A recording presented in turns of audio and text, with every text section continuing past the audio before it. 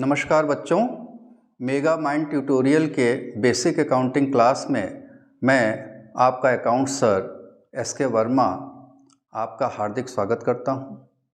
बच्चों, पिछली basic accounting class में हमने बताया था कि अकाउंट्स में बच्चों को अक्सर प्रॉब्लम रहती है कि कैसे हम जर्नल बनाएं, कैसे लेजर पोस्टिंग करें।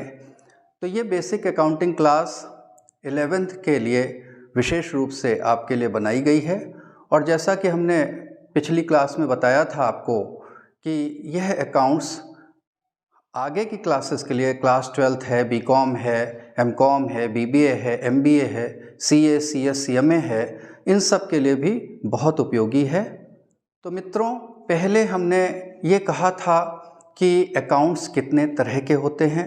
तो आप लोगों ने समझ लिया कि अकाउंट्स 3 तरह के होते हैं: personal account, real account, nominal account. उसके बाद हम लोगों ने देखा था डेबिट क्रेडिट का रूल।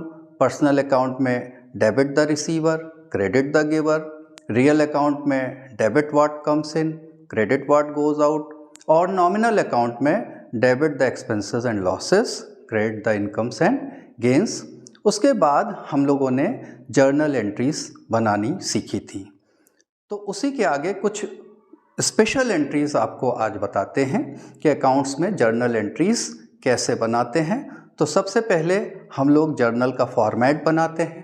तो जर्नल का फॉर्मेट हम लोगों ने पिछले क्लास में सीखा था। तो जर्नल में सबसे पहले आप इस तरह से जर्नल का फॉर्मेट बना लेंगे। पहला कॉलम डेट का होता है, दूसरा column particulars,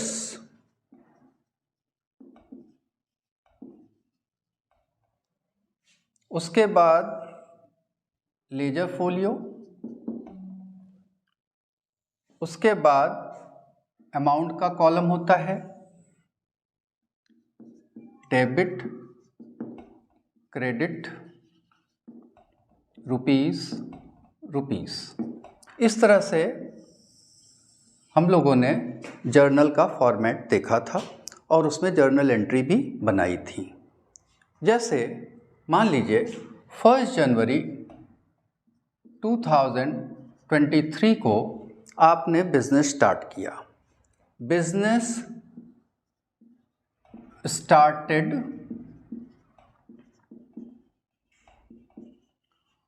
with cash ₹1 lakh. तो जैसा कि पिछली क्लास में हम लोगों ने डिस्कस किया था कि बिजनेसमैन अपनी बिजनेस लाइफ में ये पहली बार एंट्री बनाता है जिस दिन वो बिजनेस शुरू करता है। अपने घर से वो 1 लाख रुपए लाता है और अपने अकाउंटेंट को देता है कि आज से हमारा बिजनेस स्टार्ट। तो उसका अकाउंटेंट इस बात की भी जर्नल एंट्री बनाएगा। तो उसकी जर्नल एंट्री हम लोगों ने क्या बनाई थी? सबसे पहले हम डेट डालेंगे 2023 जनवरी 1। अब पहचानेंगे कौन कौन से अकाउंट इन्वॉल्व हैं। एक तो कैश, जो कि रियल अकाउंट है। रियल अकाउंट में हम लोगों ने देखा था rule, debit what comes in, credit what goes out. तो कैश को हम डेबिट करेंगे क्योंकि पहली लाइन डेबिट की लाइन होती है। तो कैश अकाउंट DR, यानी जिसके आगे हम DR लिख दें तो वो अकाउंट डेबिट हो जाता है। उसके बाद देखते हैं कि बिजनेस किसने स्टार्ट किया। प्रोप्राइटर ने। किसने पैसे दिए? प्रोप्राइटर ने। तो प्रोप्राइटर को हम कैपिटल बोलते हैं। तो to capital account, credit the giver. Proprietor personal account है तो अकाउंट्स में कैपिटल लिखते हैं। तो टू कैपिटल अकाउंट।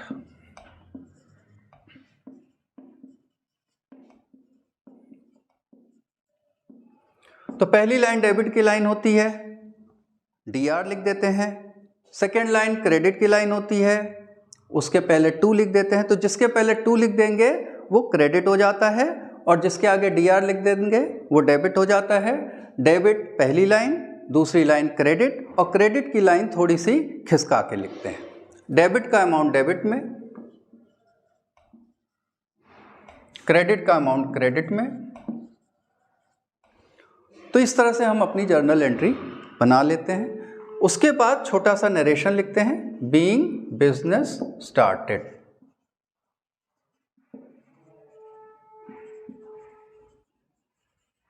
और एक लाइन खींच देते हैं। तो इस तरह से इस ट्रांजैक्शन की एंट्री बन गई। तो इस तरह से डेली बेसिस पे हम जर्नल एंट्री अपने अकाउंट्स बुक में, जर्नल बुक में रिकॉर्ड करते हैं। इसी तरह से मान लीजिए आपने नेक्स्ट डे 2 जनवरी को बैंक में पैसा जमा किया।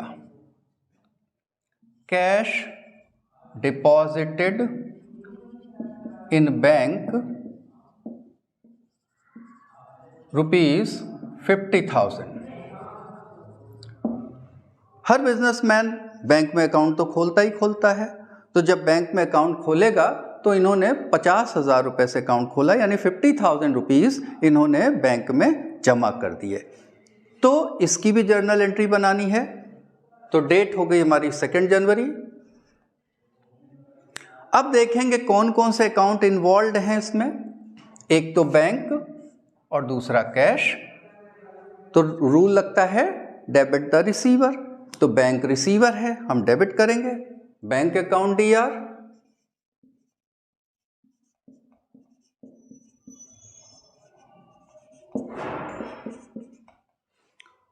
अब पैसा जा रहा है आपके पास से 50,000, तो आप क्रेडिट करेंगे टू कैश अकाउंट।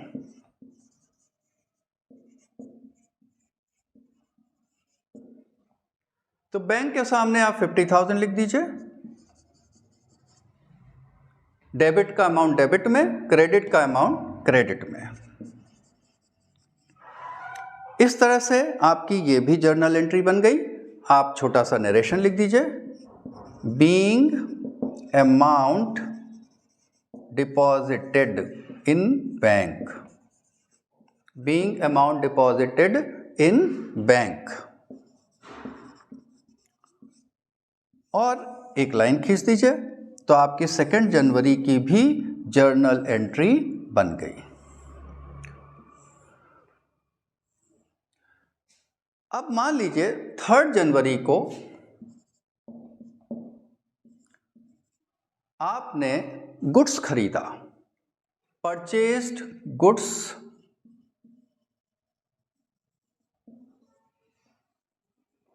फॉर ₹20,000। क्योंकि बिजनेसमैन पहले खरीदता है फिर बेचता है, तो जो बेचने के लिए खरीदा जाए उसको हम गुड्स कहते हैं। जैसे कपड़ा अगर आप खरीद रहे हैं बेचने के लिए तो कपड़ा आपका गुड्स हुआ। तो इसमें भी पहचानेंगे कौन कौन से अकाउंट इन्वॉल्व हैं। 2 अकाउंट हैं, दोनों रियल अकाउंट हैं, थिंग है। पिछले टर्न पे हमने देखा था कि personal account, real account, nominal account. तो पर्सनल अकाउंट पर्सन से रिलेटेड होता है, रियल अकाउंट थिंग से रिलेटेड होता है, नॉमिनल अकाउंट एक्सपेंसेस और इनकम से रिलेटेड होता है। पर्सनल अकाउंट में रूल है debit the receiver, credit the giver.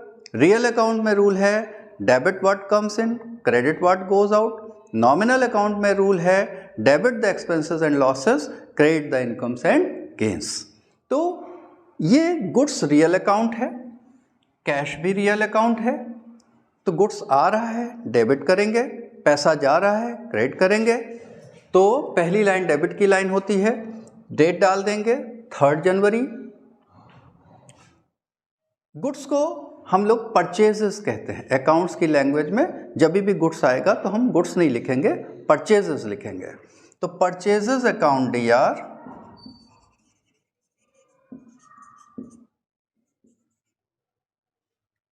अब गुड्स आ रहा है DR हो गया, पहली लाइन डेबिट की, DR लिख दिया तो वो डेबिट हो गई। पैसा जा रहा है तो क्रेडिट होगा टू कैश अकाउंट। डेबिट का अमाउंट डेबिट में, क्रेडिट का अमाउंट क्रेडिट में। तो इस तरह से ये भी जर्नल एंट्री बन गई। तो जब भी गुड्स खरीदा जाएगा तो आप क्या डेबिट करेंगे, purchases, purchases account DR to cash account. Narration लिख देंगे, बीइंग गुड्स परचेस्ड,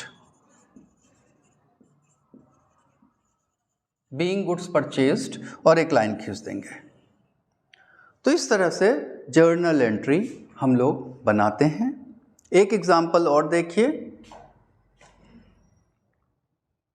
4 जनवरी को sold goods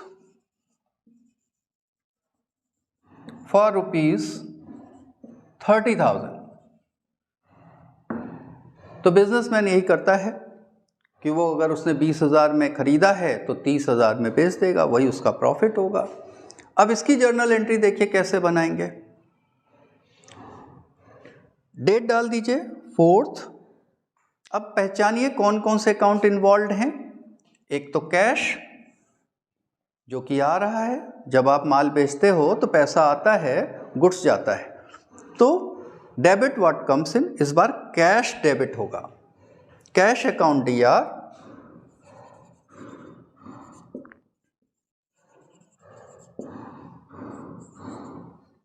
to credit what goes out, क्या जा रहा है, गुड्स जा रहा है। तो गुड्स को डेबिट में तो परचेजेस लिखते हैं, क्रेडिट में सेल्स लिखते हैं। टू सेल्स अकाउंट,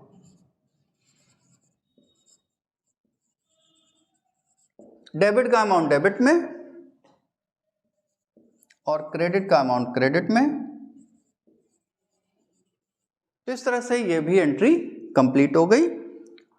और छोटा सा नरेशन लिख दीजिए, being goods sold, being goods sold और एक लाइन खींच दीजिए। तो इस तरह से जर्नल एंट्री आप डेली बेसिस पे बनाते हैं। कुछ और एग्जाम्पल देखिए, जैसे अब आपने चूंकि बैंक में अकाउंट खोला है तो आप चेक से भी पेमेंट कर सकते हैं। तो अगर आपने कोई चीज़ खरीदी है और चेक से पेमेंट किया है तो कैसे जर्नल एंट्री बनती है, अब आप ये देखिएगा। सपोज आपने फर्नीचर खरीदा, तो आपका जो ट्रांजैक्शन हुआ फर्नीचर परचेज करने का, सपोज 5 जनवरी को परचेज्ड फर्नीचर फॉर ₹10,000, 10,000 रुपये का फर्नीचर खरीदा and paid by cheque, paid by cheque. अब देखिए आप कैश नहीं पेमेंट कर रहे हैं, चेक से पेमेंट कर रहे हैं। तो पहचानिए कौन कौन सा अकाउंट है। एक तो फर्नीचर रियल अकाउंट है, डेबिट व्हाट कम्स इन। तो फर्नीचर अकाउंट DR, तो यानी सबसे पहले हम क्या करें, डेट डालें 5 जनवरी, फर्नीचर अकाउंट DR,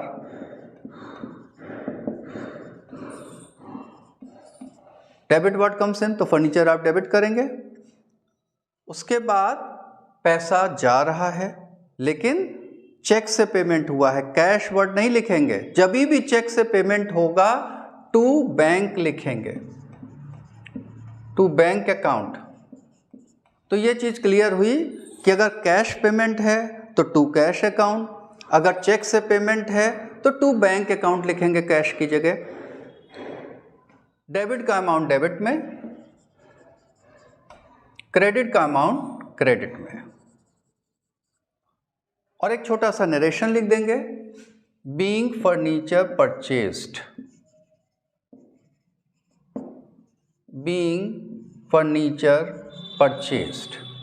तो इस तरह से जर्नल एंट्री जब भी आप चेक से पेमेंट करोगे तो इस तरह से एंट्री बनाएंगे।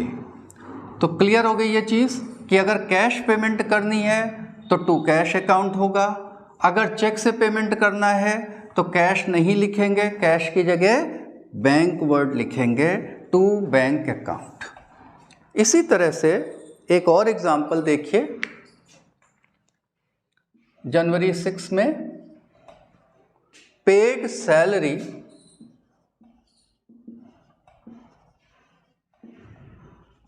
₹3,000 बाई चेक। अब देखिए यहां भी चेक वर्ड यूज हो रहा है। चेक से सैलरी पेमेंट हुई है 3,000 रुपीज, 3,000 रुपये। तो आप पहले डेट डालिए, कौन सा अकाउंट इन्वॉल्व है, सैलरी एक्सपेंसेस है, नॉमिनल अकाउंट। तो नॉमिनल अकाउंट में रूल हो गया डेबिट द एक्सपेंसेस, तो आप डेबिट करेंगे सैलरीज अकाउंट DR। तो डेबिट करने के लिए क्या करते हैं, DR लिख देते हैं। अगर आपने डेबिट करना है तो DR लिख दीजिए, डेबिट हो जाएगा। अब चेक से पेमेंट होता है तो टू कैश नहीं लिखेंगे, टू बैंक लिखेंगे, टू बैंक अकाउंट। तो जर्नल एंट्री हो गई salaries account DR to bank account, debit का अमाउंट डेबिट में, क्रेडिट का अमाउंट क्रेडिट में। एक छोटा सा नरेशन लिख दीजिए, बीइंग सैलरी पेड।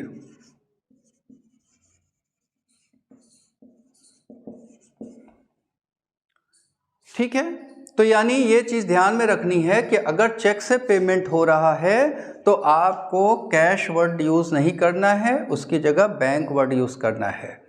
ठीक है, कुछ और एग्जाम्पल देखिए। अब अक्सर जब आप गुड्स खरीदते हो तो आपका सप्लायर आपको डिस्काउंट दे देता है।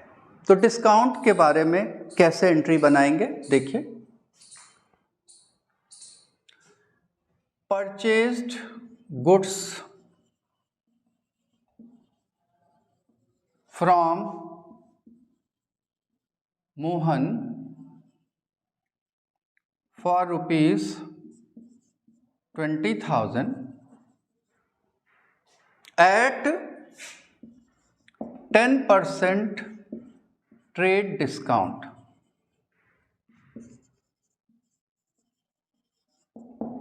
तो दो तरह के डिस्काउंट होते हैं, एक को बोलते हैं हम ट्रेड डिस्काउंट, एक को बोलते हैं हम कैश डिस्काउंट।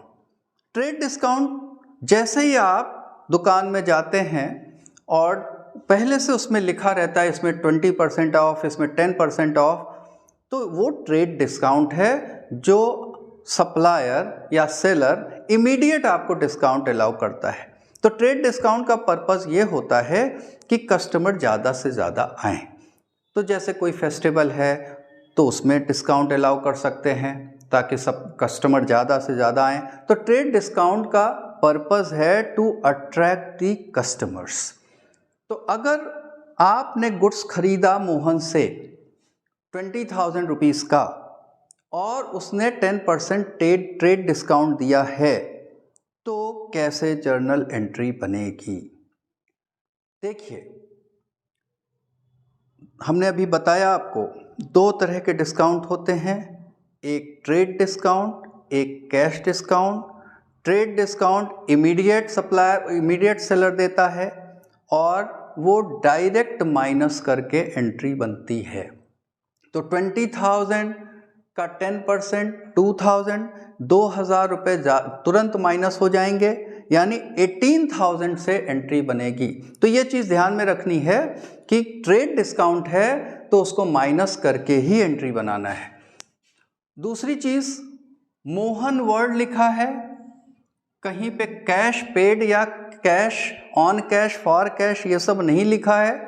इसका मतलब क्रेडिट परचेज है, उधार खरीदा गया है, पेमेंट नहीं की गई है अभी। तो उस हिसाब से भी आपको देखना पड़ेगा कि हम टू कैश नहीं लिख सकते। अगर पार्टी का नाम दिया है और फॉर कैश नहीं लिखा है तो इसको हम क्रेडिट ट्रांजैक्शन मानेंगे। तो गुड्स आ रहा है, परचेजेस अकाउंट DR, डेट डाल दीजिए 7 तारीख, परचेजेस अकाउंट DR।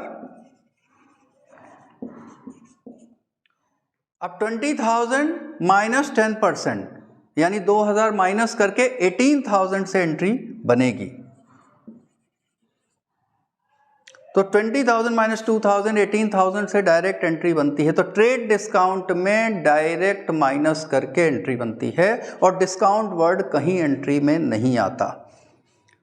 अब पैसा तो दिया नहीं गया, क्रेडिट परचेज है, credit the giver, personal account का रूल लग जाएगा, टू मोहन। तो यानी कि अगर आप उधार खरीद रहे हैं तो पार्टी का अकाउंट खोलना पड़ेगा, नहीं तो आप भूल जाएंगे कि कितना पैसा उसको देना है। तो हमेशा क्रेडिट ट्रांजैक्शन में पार्टी का अकाउंट खुलेगा। पर्सनल अकाउंट है इसलिए पर्सनल अकाउंट का रूल लगेगा। और रूल क्या है? Debit the receiver, credit the giver. और यहाँ मोहन गिवर हैं इसलिए आप मोहन को क्रेडिट करेंगे। तो purchases account DR to Mohan 18,000। तो डिस्काउंट के बारे में एक चीज़ समझ में आई कि डिस्काउंट, अगर ट्रेड डिस्काउंट लिखा है डायरेक्ट माइनस करके एंट्री बनेगी और डिस्काउंट वर्ड एंट्री में नहीं आएगा। अब दूसरा जो डिस्काउंट होता है कैश डिस्काउंट जिसको हम कहते हैं। कैश डिस्काउंट इसलिए दिया जाता है, सेलर इसलिए देता है कि कस्टमर जल्दी से जल्दी पेमेंट करे। जैसे मान लीजिए सेलर ने कहा कि आप पेमेंट जल्दी करोगे, 1 हफ्ते के अंदर करोगे, तो हम 5% कैश डिस्काउंट भी दे देंगे। तो अब कस्टमर सोचता है कि 1 हफ्ते के अंदर पेमेंट कर दें तो 5% का और डिस्काउंट मिल जाएगा। तो ये हुआ कैश डिस्काउंट। तो कैश डिस्काउंट का पर्पस है कस्टमर जल्दी से जल्दी पेमेंट करे। मान लीजिए कि आपने मोहन से माल खरीदा था 18,000 रुपीज़ का और आप उसको 10 तारीख को पेमेंट कर रहे हैं क्योंकि उसने 1 हफ्ते का टाइम दिया हुआ था। सपोज आपने 10 तारीख को ही पेमेंट कर दिया, तो पेड टू मोहन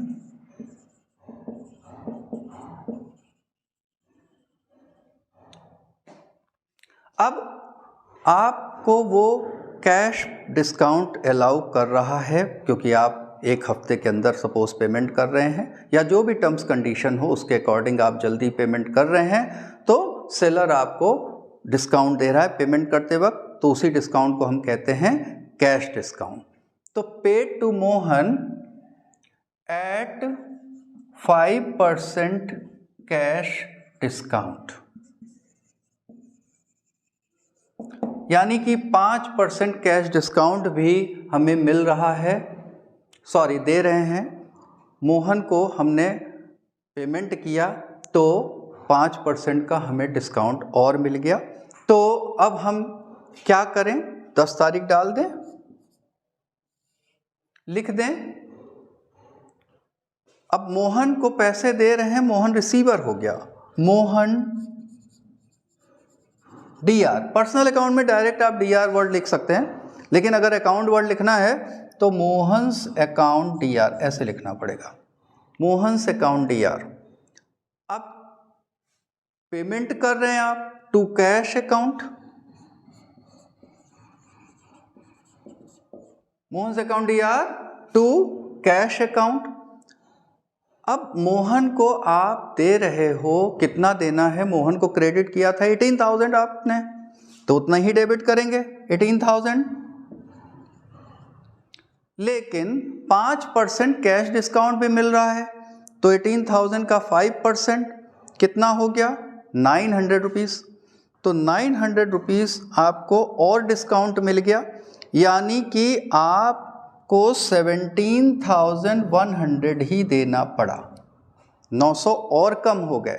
तो पैसा तो आपके पास से 17,100 गया, तो आप टू कैश के सामने 17,100 लिखेंगे। और टू डिस्काउंट रिसीव्ड, क्योंकि क्रेडिट द इनकम, तो ये फ़ायदा हो गया, इनकम एंड गेंस, तो इसलिए क्रेडिट हो गया टू डिस्काउंट रिसीव्ड अकाउंट।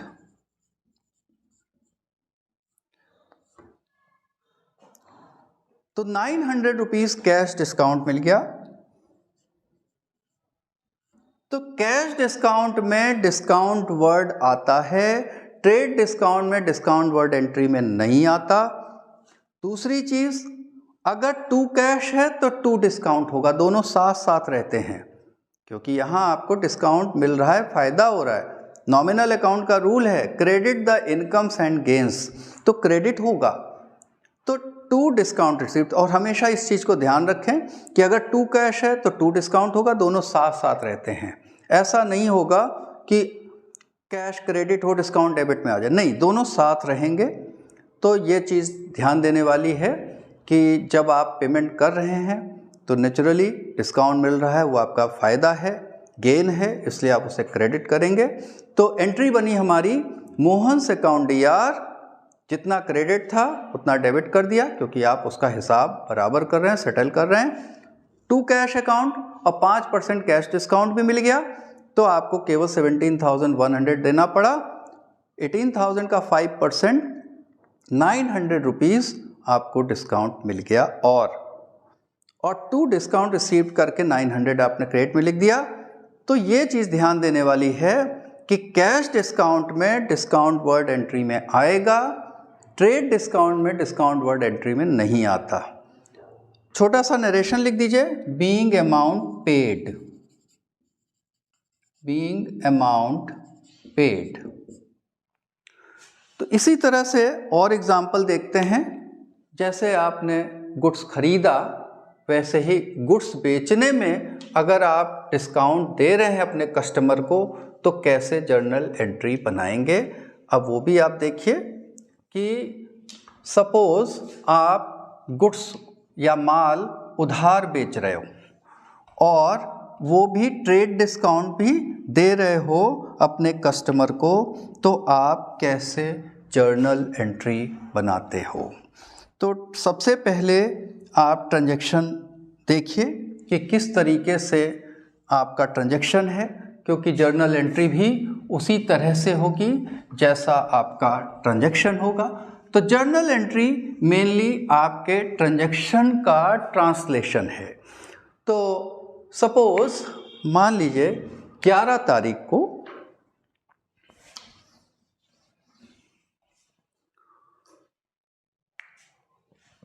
11 जनवरी को सोल्ड गुड्स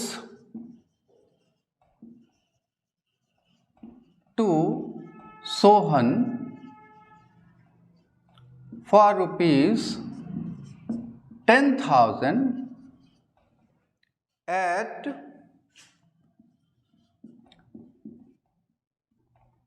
10% trade discount।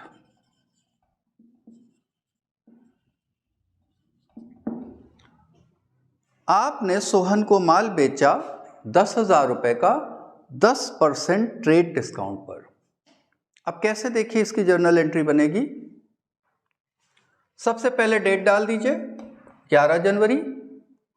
इस बार चूंकि पार्टी का नाम लिखा है, कैश वर्ड नहीं लिखा है, तो हम इसे क्रेडिट ट्रांजैक्शन मानेंगे, यानी सोहन को हमने उधार माल बेचा है और क्रेडिट ट्रांजैक्शन में पार्टी का अकाउंट खुल जाएगा। तो पर्सनल अकाउंट सोहन, तो रूल क्या है पर्सनल अकाउंट में, debit the receiver credit the giver. तो आप सोहन को डेबिट करेंगे। सोहन DR, क्योंकि पर्सनल अकाउंट में अकाउंट वर्ड लगाना जरूरी नहीं है, तो आप सोहन DR लिख दें तो भी चलेगा। तो सोहन DR अमाउंट क्या होगी, ट्रेड डिस्काउंट 10% है, अमाउंट 10,000 का है, यानी आपने माल सोहन को बेचा 10,000 रुपये का और 10% ट्रेड डिस्काउंट पे बेचा है। तो 10,000 का 10% 1,000 इमीडिएट माइनस हो जाएगा, यानी 1,000 आपका ट्रेड डिस्काउंट हुआ तो 9,000 रुपीज़ का माल बेचा है आपने। तो Sohan DR 9,000 rupees to sales account. जब खरीदते हैं तो गुड्स को परचेजेस कहते हैं, debit what comes in, purchases debit होता है, और जब बेचते हैं तो माल जा रहा है आपके पास से तो क्रेडिट हो रहा है, क्रेडिट व्हाट गोज आउट, तो आप सेल्स लिखते हैं।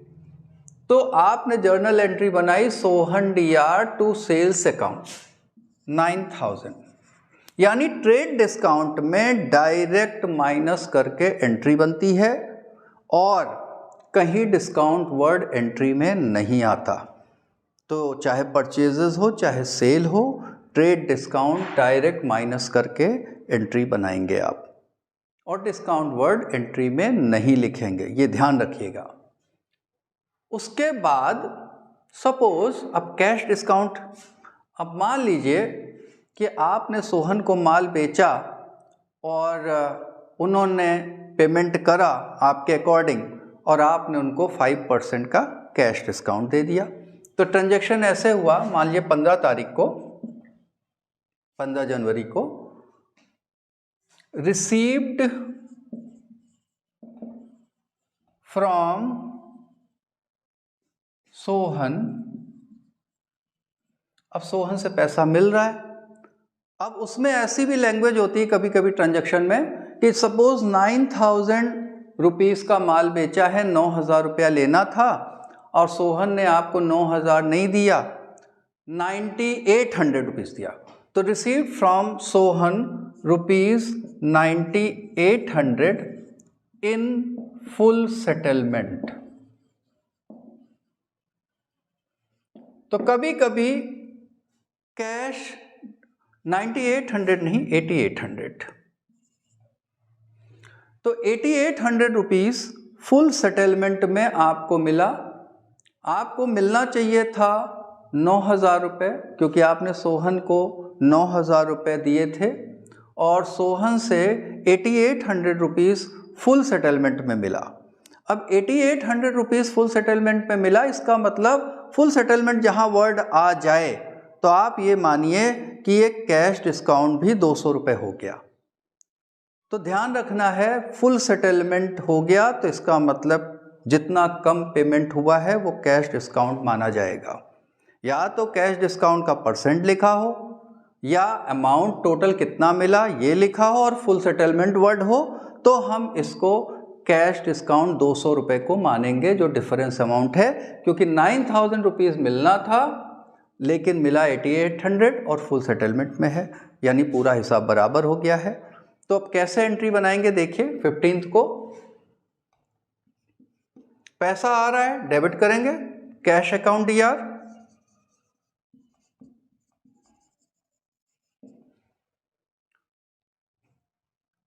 $8800 मिला है आपको, 200 रुपये का कैश डिस्काउंट है, तो डिस्काउंट अलाउड अकाउंट DR, तो कैश DR तो डिस्काउंट भी DR, दोनों साथ रहेंगे। जैसे क्रेडिट में साथ थे वैसे ही डेबिट में साथ रहते हैं। तो कैश अकाउंट DR तो डिस्काउंट भी DR, discount allowed account DR। Debit में बोलते हैं डिस्काउंट अलाउड और क्रेडिट में बोलते हैं डिस्काउंट रिसीव्ड। तो discount allowed account DR 200 rupees to Sohan. तो cash account DR 8800 rupees, discount allowed account DR 200 rupees to Sohan.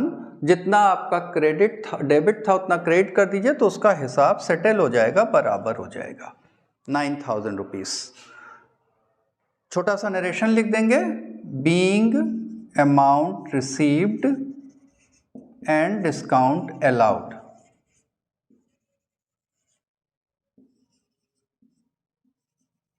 And discount allowed.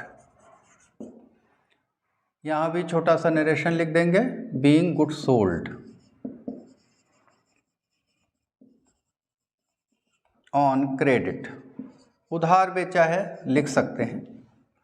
तो इस तरह से आप एंट्री बनाते हैं ट्रेड डिस्काउंट और कैश डिस्काउंट की। हमेशा ध्यान रखेंगे कि ट्रेड डिस्काउंट में डिस्काउंट वर्ड एंट्री में नहीं आता, कैश डिस्काउंट में डिस्काउंट वर्ड एंट्री में आता है। अगर कैश DR है तो डिस्काउंट भी DR होगा, कैश क्रेडिट है यानी टू कैश है तो टू डिस्काउंट होगा, दोनों साथ रहेंगे, अलग अलग अपोजिट डायरेक्शन में नहीं जाएंगे। तो ये चीज़ जानने वाली है कि एंट्री बनाते समय हमेशा ध्यान रखिए कि जब कैश अकाउंट DR तो डिस्काउंट अकाउंट DR, और डेबिट है तो अलाउड वर्ड होता है डिस्काउंट अलाउड अकाउंट DR। और अभी पहले देखा था एग्जाम्पल में कि टू कैश है तो टू डिस्काउंट रिसीव्ड है, तो दोनों साथ रहेंगे। और एग्जाम्पल देखिए,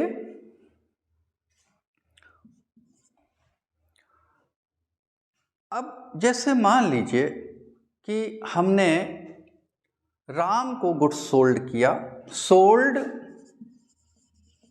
goods to Ram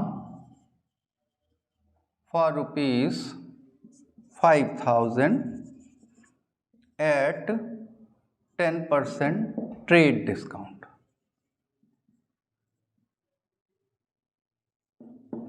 Sold goods to Ram for ₹5,000 at 10% trade discount. क्या एंट्री बनाए? 16th को राम DR, क्योंकि डेबिट द रिसीवर, राम से अकाउंट DR भी लिख सकते हैं। अब ट्रेड डिस्काउंट है, डायरेक्ट माइनस होगा, 5,000 में 10% यानी 500, तो 500 माइनस होगा 4,500 से एंट्री बनेगी।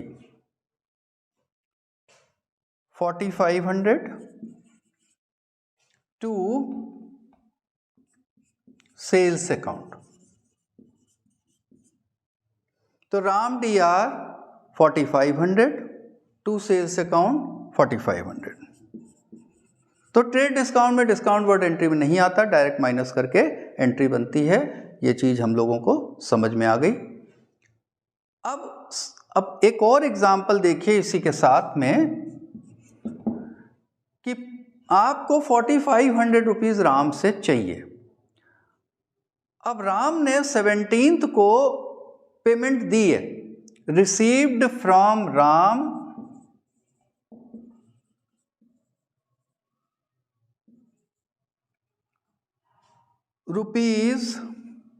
₹2,000 on account,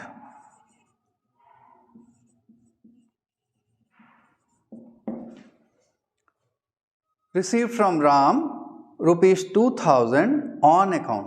अब देखिए ये स्पेशली ट्रांजैक्शन हम आपको इसलिए बता रहे हैं कि हमें राम से 2,000 रुपये हिसाब में मिला, तो इसका मतलब ये नहीं है, ऑन अकाउंट वर्ड का ये मतलब नहीं है कि अब बाकी पैसे हम नहीं लेंगे। ये ऑन अकाउंट का मतलब है 2,000 मिला है, बाकी 2,500 बाद में मिलेगा। 2,500 जो बाकी बचा वो बाद में पेमेंट मिलेगा। ये फुल सेटलमेंट वर्ड यूज नहीं है कि बाकी मिलेगा ही नहीं, बाकी हमने डिस्काउंट कर दिया। तो ऑन अकाउंट में सिंपल एंट्री बनेगी। तो सिंपल एंट्री क्या है? पैसा आ रहा है तो डेबिट कर देंगे, cash account DR, cash account DR 2,000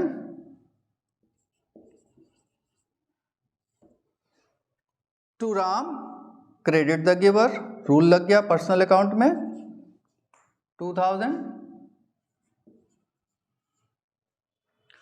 यानी कि यहां पे कोई डिस्काउंट बात नहीं कही गई है, इसलिए डिस्काउंट वर्ड एंट्री नहीं बनेगी। और 2,000 मिला है, 2,000 उनको हमने क्रेडिट कर दिया, यानी बाकी जो 2,500 है वो हम बाद में लेंगे उनसे, कोई हमने कैश डिस्काउंट अलाउ नहीं किया है। ठीक है, अब आगे देखिए क्या हुआ।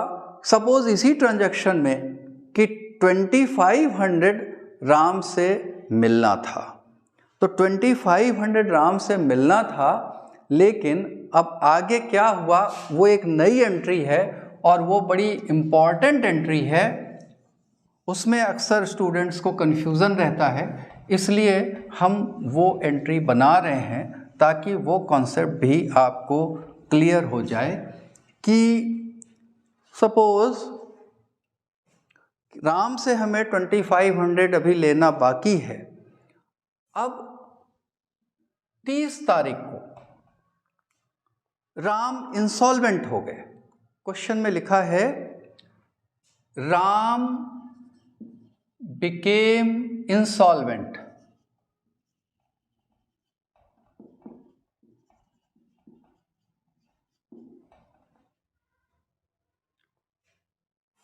इंसॉल्वेंट कौन होता है? दिवालिया। यानी दिवालिया उसे कहते हैं जिसकी कैश पोजीशन बहुत ख़राब हो गई है और उससे अब पैसे नहीं मिल सकते। तो जो उसके लेनदार होते हैं, क्रेडिटर्स होते हैं, जहाँ जहाँ से उसने उधार माल ख़रीदा है या जहाँ जहाँ से उसने लोन लिया है बैंक वगैरह से, तो ये सारे क्रेडिटर्स जब कोर्ट में उसके खिलाफ़ क्लेम करते हैं तो कोर्ट में उसे बुलाया जाता है और पूछा जाता है कि आपने क्या इनसे उधार माल लिया था या लोन लिया था, और वो बताता है कि हाँ। तो आप क्यों नहीं दे रहे पेमेंट? तो वो बताता है कि हमें बिज़नेस में बहुत लॉस हो गया, घाटा लग गया और हमारे पास कुछ नहीं है देने के लिए, इसलिए हम नहीं दे पा रहे हैं। तो कोर्ट कहता है कोई बात नहीं, क्योंकि बिज़नेस में तो या तो फ़ायदा होगा या नुकसान होगा, दो में एक चीज़ तो होगी, लेकिन आपको अपने लॉस को जस्टिफाई करना पड़ेगा, क्योंकि कोर्ट हर चीज़ का एविडेंस चाहता है। तो जब कोर्ट एविडेंस चाहता है तो आपसे मांगेगा आपका अकाउंट्स, आपके रजिस्टर, आपकी बैलेंस शीट, आपके प्रॉफिट एंड लॉस अकाउंट। तो सारे आपके रिकॉर्ड, रजिस्टर, अकाउंट्स के जितने भी बुक्स हैं आपको कोर्ट में दिखाना पड़ेगा, अपनी बैलेंस शीट दिखानी पड़ेगी, कि अपना ट्रेडिंग पीएल अकाउंट दिखाना पड़ेगा कि आपको वाकई लॉस हुआ है और आप नहीं दे पा रहे हैं। उसके बाद क्या होता है? उसके बाद ये होता है कि कोर्ट आपके प्रॉपर्टीज़ को टेक ओवर कर लेता है, आपकी पर्सनल प्रॉपर्टी को भी टेक ओवर कर लेता है। आपका घर, ज़मीन, खेत, जो भी प्रॉपर्टी है, पर्सनल प्रॉपर्टी भी वो टेक ओवर करता है, उसको बेच दिया जाता है और बेच करके जितने भी क्रेडिटर्स हैं उनको बुलाया जाता है और उनको प्रोपोर्शनेटली पेमेंट की जाती है। फॉर एग्ज़ाम्पल, मान लीजिए उसके लेनदार हैं 1 लाख रुपए के, सपोज़ उसके लेनदार 1 लाख रुपए के हैं, ये क्रेडिटर्स हैं, और उसकी जो एसेट बिकी, सारी संपत्ति बिकी, वो 50,000 में बिकी। तो यानी क्रेडिटर्स ज़्यादा हैं और जो एसेट बेच के कोर्ट के पास पैसा आया वो सिर्फ 50,000 आया।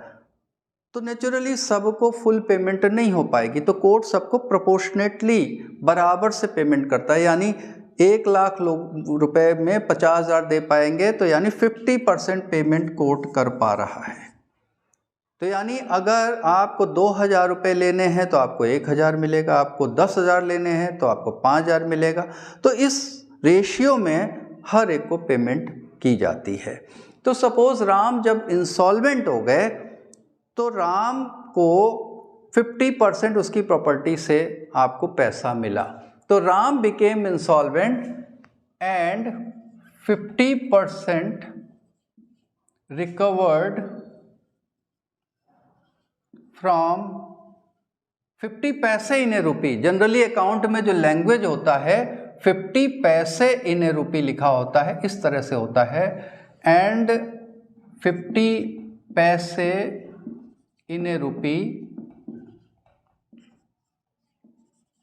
Recovered from his estate, recovered from his estate. तो यानी कि 50 पैसे इन रुपी का मतलब यही हुआ कि 50% उसकी प्रॉपर्टी से मिला। तो हमको राम से कितना लेना था? 2500 रुपीज़, क्योंकि 4500 का माल बेचा था हमने, 2,000 रुपया हमको मिला है, 2500 और लेना था। तो 2500 में 50 पैसे इन रुपी अगर मिला हमें 30 तारीख को, तो कैसे जर्नल एंट्री बनेगी? ये बड़ी इंपॉर्टेंट एंट्री है और बहुत इजी है, कोई मुश्किल नहीं है। देखिए कैसे एंट्री बनेगी इसकी। तो 2500 रुपये राम से लेने थे,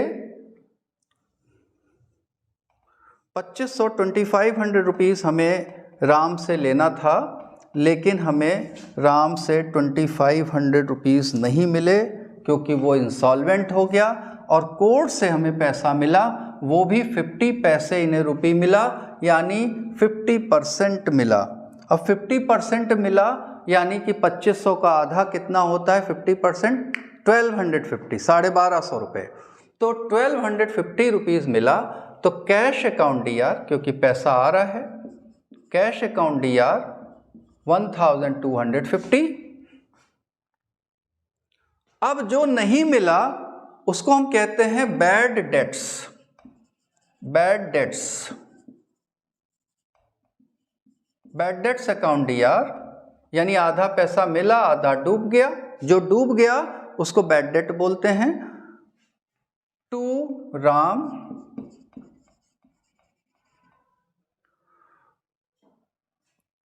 तो 2500, यानी कि जब भी कोर्ट से सेटलमेंट हो, कोई इंसॉल्वेंट हो जाए तो उससे जो पैसा मिलेगा वही आप डेबिट करेंगे, बाकी आप भूल जाएंगे, बैड डेट में डाल देंगे, यानी मान लेंगे कि हम ही से नुकसान हो गया।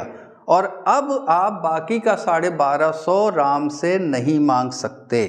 तो जो भी पर्सन इंसॉल्वेंट डिक्लेयर होता है या दिवालिया डिक्लेयर होता है तो पेमेंट कोर्ट से मिलती है उसकी एसेट को बेच करके, और जितना मिल जाए वही आपको मिलेगा, बाकी अमाउंट आप उस पार्टी से नहीं मांग सकते। तो यानी वो आपका नुकसान होता है। और debit the expenses and losses, तो बैड डेट आपका लॉस है इसलिए आप उसे डेबिट करेंगे।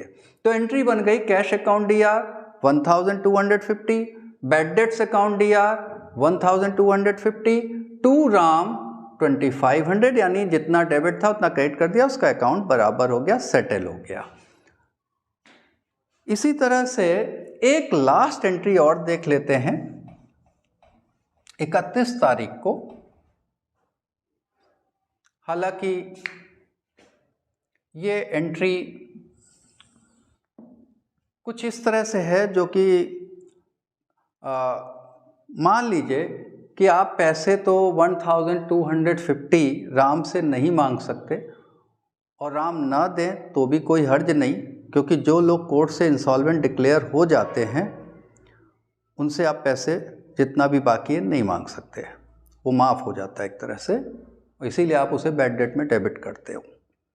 लेकिन बाय द वे कोई पर्सन डूबा हुआ पैसा, यानी जो डूब चुका है, जो इंसॉल्वेंट डिक्लेयर हो चुका है, वो पैसा आपको दे जाए तो क्या जर्नल एंट्री बनाओगे? सपोज कई साल बाद राम आपके पास आए और जो 1250 डूबा था वो दे के चले गए। ऐसा होता नहीं है क्योंकि वो कोई देने के लिए बाउंड नहीं थे, लेकिन अपनी मर्जी से आए और आपको 1250 जो आपको नहीं मिला था पहले, जो डूब गया था आपका, वो आपको दे के चले गए। तो अब आप क्या एंट्री बनाओगे? तो इस तरह का ट्रांजैक्शन ऐसे होता है, मैं आपको एग्जांपल के तौर पे बता रहा हूँ कि सपोज ट्रांजैक्शन इस तरह से है कि received from Ram, received from Ram rupees 1250, which was written off as bad debt, written off as bad debt earlier, यानी कि राम से 1250 रुपीज़ मिला जो कि बैड डेट में आपने चार्ज कर दिया था, राइट ऑफ कर दिया था, यानी अपने यहाँ बैड डेट की एंट्री जिसकी बना चुके थे वो पैसा आपको डूबा हुआ पैसा मिल गया। अब उसकी क्या जर्नल एंट्री बनेगी? सपोज अगर ये पैसा मिल गया तो हम क्या एंट्री बनाएंगे? पैसा आ रहा है, cash account DR, cash account debit कर दिया, ठीक है। टू क्रेडिट किसे करें? कैश तो 1250 मिल गए, 1250 हमने डेबिट कर दिया, डेबिट में लिख भी दिया। क्रेडिट किसे करें? क्रेडिट राम को नहीं करना है, क्योंकि राम ऑलरेडी पूरे अमाउंट से पहले ही क्रेडिट हो चुके हैं, उनका खाता बंद हो चुका है, उनका अकाउंट क्लोज हो चुका है। तो क्रेडिट किसे करें? क्रेडिट करेंगे to bad debts recovered account, to bad debt recovered account.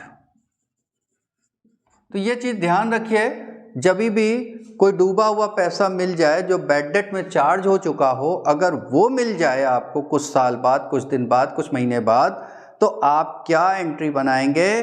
Cash account DR to bad debt recovered account, क्योंकि डूबा हुआ पैसा मिल गया तो credit the income and gains, तो ये आपका सीधा सीधा फायदा है, इसलिए आप उसे क्रेडिट करेंगे।